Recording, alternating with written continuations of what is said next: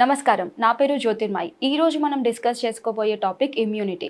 అసలు ఇమ్యూనిటీ అంటే ఏంటి, ఇది ఎలా డెవలప్ అవుతుంది, ఇమ్యూనిటీ డౌన్ అయిపోతే మన బాడీ ఎలాంటి సిమ్టమ్స్ చూపిస్తుంది, అండ్ ఇమ్యూనిటీని పెంచుకోవడానికి మనం ఎలాంటి ఆహారాలు తీసుకోవాలో ఈరోజు తెలుసుకుందాం. సో ఇమ్యూనిటీ అనగానే ప్రతి ఒక్కరికి తెలుసు, రోగనిరోధక శక్తి అంటారు. సో ఇమ్యూనిటీ ఎప్పుడైతే డౌన్ అయిపోతుందో మన బాడీలో వివిధ రకాల జబ్బులు అనేవి వచ్చేస్తూ ఉంటాయి. సో మన బాడీలో ఇమ్యూనిటీ ఎలా పనిచేస్తుందంటే, ఎప్పుడైతే ఏదైనా మనకి కట్ కానీ ఏదైనా బ్లీడింగ్ ఏదన్నా అయినా కానీ బయట నుంచి ఉండే మైక్రో ఆర్గానిజమ్స్, ప్యాథోజన్స్ ఇవన్నీ మన బాడీలో ఎంటర్ అయిపోతాయి. ఎప్పుడైతే ఈ ప్యాథోజన్స్ కానీ మైక్రో ఆర్గానిజమ్స్ బాడీలో ఎంటర్ అయిపోయినప్పుడు మన బాడీ ఇమ్యూన్ సిస్టమ్, మన బాడీ యొక్క ఇమ్యూన్ సిస్టమ్, ఇమ్యూన్ సెల్స్ కూడా ఉంటాయి అన్నమాట. సో ఇది వెళ్ళి ఆ లోపల ఏదైతే ఎంటర్ అయిన బ్యాక్టీరియా కానీ వైరస్ కానీ ఉంటుందో దాన్ని ఫైట్ చేసి చంపేయడమే మన బాడీ యొక్క మెయిన్ హ్యాబిట్ అనమాట. సో ఇక్కడ ఏమవుతుందంటే, మనకి ఎప్పుడైతే బయట నుంచి వచ్చిన ఆర్గానిజం ఎంటర్ అయ్యింది, మన బాడీ కరెక్ట్గా దాన్ని ఫైట్ చేయలేకపోతుంది అనుకోండి, అప్పుడు మీ ఇమ్యూనిటీ తగ్గిపోతుంది అని అర్థం. సో ఈ ఇమ్యూనిటీని పెంచుకోవడానికి మనం ఏం చేయాలి? ఫస్ట్ మనం ఇమ్యూనిటీ ఎలా తగ్గిపోతుందో చూసుకుందాం. సో ఇమ్యూనిటీ తగ్గిపోవడానికి మెయిన్ కారణం వచ్చేసి ఫుడ్. సో మనం తీసుకునే ఆహారంలో కావాల్సిన న్యూట్రియంట్స్ అంటే వైటమిన్స్ కానీ మినరల్స్ కానీ, స్పెషల్లీ ప్రోటీన్. ఎప్పుడైతే మీ ఇమ్యూనిటీ తగ్గుతుందో మీరు ప్రోటీన్ కంటెంట్ ఫస్ట్ చెక్ చేసుకోవాలి.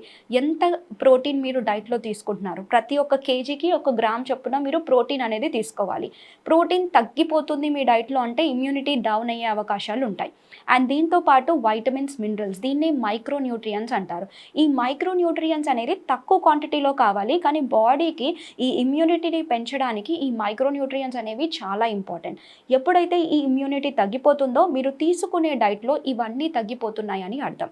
సో ఈ ఫుడ్లో ultra process foods, generally highly process foods ఏది తీసుకున్నా కానీ మనకి దాంట్లో న్యూట్రియంట్ తగ్గిపోతాయి. ఈ న్యూట్రియంట్స్ తగ్గినప్పుడు మన బాడీకి కావాల్సిన ఇంపార్టెంట్ యాంటీ ఆక్సిడెంట్స్ కానీ రావన్నమాట. యాంటీ ఆక్సిడెంట్స్ ఎప్పుడైతే రాకపోతే మన బాడీలో ఫ్రీ రాడికల్ లెవెల్స్ అనేవి ఎక్కువగా పెరిగిపోయి సెల్ డ్యామేజ్ అయ్యే అవకాశాలు ఉంటాయి. సో ఈ ఇమ్యూనిటీని పెంచుకోవాలంటే మీ ఫుడ్ని కరెక్ట్గా చేసుకోవాలి.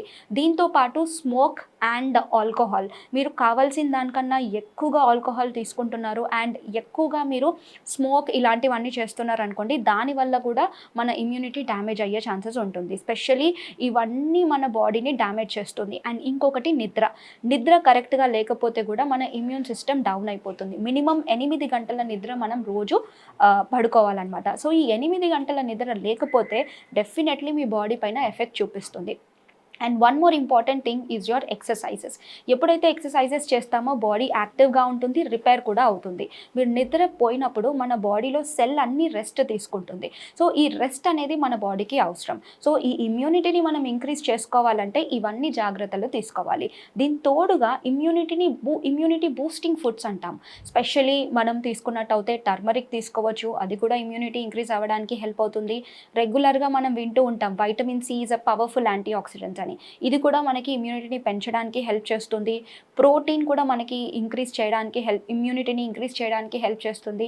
అలాగే మనం తీసుకునే ఫుడ్లో డిఫరెంట్ కైండ్స్, మనం తీసుకునే డైట్లో different colours of fruits and vegetables డైట్లో ఉండాలి.